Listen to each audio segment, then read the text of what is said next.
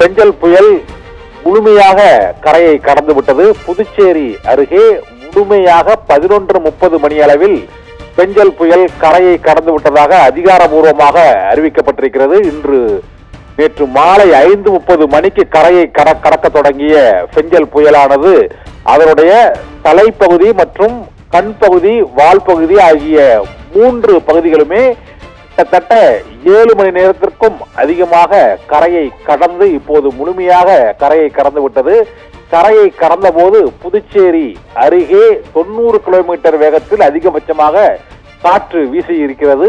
பலத்த சூறைக்காற்றுடன் கரையை கடந்த போது கனத்த மழை பொழிவுடன் புதுச்சேரி அருகே கரையை கடந்திருக்கிறது. மாலை 5:30 மணியிலிருந்து நள்ளிரவை நெருங்கும் வேளையில் 11:30 மணி அளவுக்கு முழுமையாக கரையை கடந்து விட்டது.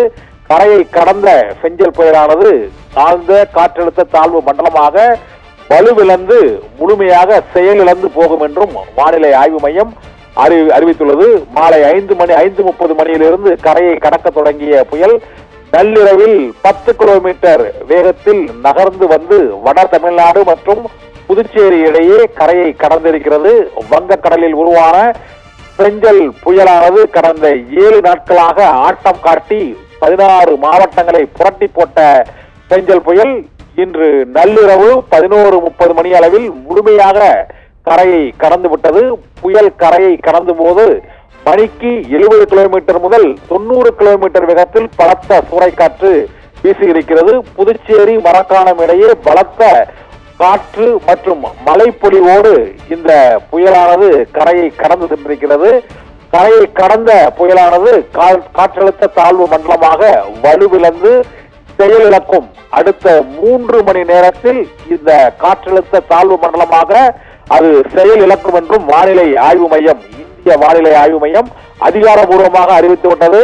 பெஞ்சல் புயல் கிழக்கு தென்மேற்கு திசையில் நகர்ந்து அடுத்த 3 மணி நேரத்தில் ஆழ்ந்த காற்றழுத்த தாழ்வு மண்டலமாக வலுவிழக்கும் என்றும் இப்போது முழுமையாக பெஞ்சல் புயல் கரையை கடந்து விட்டது என்றும் புதுச்சேரி அருகே கரையை கடந்த போது 70 கிலோமீட்டரிலிருந்து 90 கிலோமீட்டர் வேகத்தில் காற்றுடன் பலத்த மழையுடன் அது 10 கிலோமீட்டர் வேகத்தில் முழுமையாக கரையை கடந்து சென்று விட்டது. கடலுக்குள் பெஞ்சல் புயல் இல்லை, முழுமையாக கரையை கடந்து சென்று விட்டது. அடுத்த 3 மணி நேரத்தில், தற்போது மணி 1:30 மணி, அடுத்த 3 மணி நேரத்தில் அதாவது 4:30 மணி அளவில் அது ஆழ்ந்த காற்றழுத்த தாழ்வு மண்டலமாக வலுவிழந்து செயலிழக்கும் என்று வானிலை ஆய்வு மையம் அறிவித்திருக்கிறது.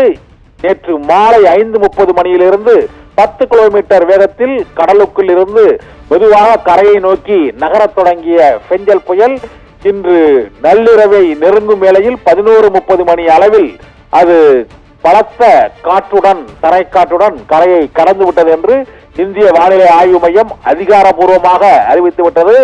முழுமையாக அது 11:30 மணியிலிருந்து 12 மணிக்குள் கரையை கடந்து புதுச்சேரி அருகே கரையை கடந்து சென்று விட்டது என்றும் அது இன்னும் அடுத்த 3 மணி நேரத்தில் ஆழ்ந்த காற்றழுத்த தாழ்வு மண்டலமாக மாறி வலுவிழக்கும் என்றும் அதன் பின்னர் திருவண்ணாமலை மற்றும் கிருஷ்ணகிரி, தர்மபுரி மற்றும் ஈரோடு, அதை அடுத்து நீலகிரி மலை வழியாக பாலக்காடு கணவாய் வழியாக அது கேரளாவுக்குள் சென்று அரபிக்கடலில் செயலிழக்கும் என்ற அறிவிப்பையும் இந்திய வானிலை ஆய்வு மையம் அறிவித்திருக்கிறது. வங்கக்கடலில் கடந்த 1 வார காலமாக 16 மாவட்டங்களை மிரட்டிய பெஞ்சல் புயல் நேற்று மாலை 5:30 மணியிலிருந்து கரையை கடக்க தொடங்கி இன்று 11:30 மணி அளவுக்கு முழுமையாக கரையை கடந்து விட்டது என்று வானிலை